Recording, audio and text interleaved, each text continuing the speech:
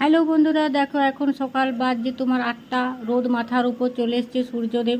তো আমি নিচে উঠানে রান্না শুরু করে দিয়েছি। রান্নাটা ছিল কাঠের উনানে, কারণ গ্যাস এখন পাওয়া যাচ্ছে না। কবে গ্যাস পাবো তার কোনো ঠিক নেই। বুকিং করা আছে, গ্যাস আছে কিন্তু সেটাকে জোগায় রাখা হচ্ছে। তো এই যে কী রান্না করছি সেটা তোমার সঙ্গে শেয়ার করছি।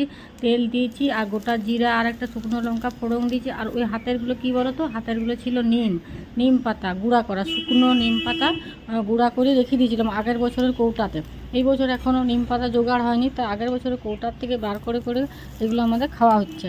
তো এই রেসিপিতে তোমাদের কার কার ভালো লাগে অবশ্যই কিন্তু কমেন্টে জানাবে। দেখো কি কি দিচ্ছি, দেখো এই দিলাম বেগুন, আলু আর বেশ বুড়া বুড়া এখন তো বীজ হয়ে গেছে সজনা ডাঁটা, কিন্তু এই ডাঁটাগুলো নিম দিয়ে খেতে খুবই ভালো লাগে। আমার তো এই বেগুন আলু নিম দিয়ে অর্ধেক ভাত খাওয়া হয়ে যায়। তোমাদের কার কার ভালো লাগে বলবে অবশ্য। এই যত গরম পড়বে এই দুপুরবেলায় নিম বেগুন আলু দিয়ে তোমরা খাবে, ভাতটা কিন্তু দারুণ লাগে তিতা তিতা। আর দিয়ে দিলাম নুন, স্বাদ মতো নুন দিয়ে দিলাম। আর একটু নাড়াচাড়া করে দিচ্ছি, নুনটা মাখা মাখা করে দিলাম।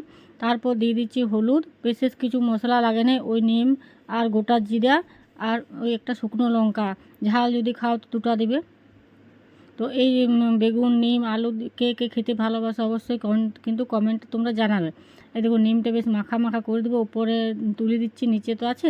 আর এটাতে সিম দিলেও ভালো লাগে, কিন্তু সিম যেহেতু ছিল না, তাহলে আলু বেগুন নিম আর এই সজনা ডাঁটাগুলো খেতে এত ভালো লাগে সেটা তোমাদেরকে বলে বোঝানো যায়। মানে দেখো নিম পাতাগুলো দেখো কী সুন্দর দেখাচ্ছে। এরপর ঢাকা দিয়ে দেবো, একটু ভাজা ভাজা হয়ে গেলে কিন্তু নামাই দেবো। তো এই যে উনানের জালটাকেও ঠিক রাখতে হবে, কাঠটাকে একটু ঠেলতে হবে, নাহলে আবার নিমিয়ে যাবে। গ্যাসে করা অভ্যাস হয়ে গেছে তো, এতদিন পর যদি কাঠের উনানে রান্না করতে বলো কেমন লাগে বলো, চোখে জল আসে। কিন্তু কি করবে, এখন খাইতে তো হবে। এই যে ঢাকা দিয়ে দিলাম, তারপর ঢাকাটা খুলে তোমাদেরকে দেখাচ্ছি কেমন সুন্দর কালারটা এসেছে। দেখো আলুটা ভাজা ভাজা হয়ে গেছে, নিমটা ভাজা ভাজা হয়ে গেছে, আর ডাঁটাগুলো প্রায় সিদ্ধ হয়ে গেছে। তো এইটা দিয়ে অর্ধেক ভাত খাওয়া হয়ে যাবে। তোমাদের কার কার ভালো লাগে অবশ্যই কমেন্টে জানাবে। আর ভিডিওটা ভালো লাগলে লাইক করো, কমেন্ট করো।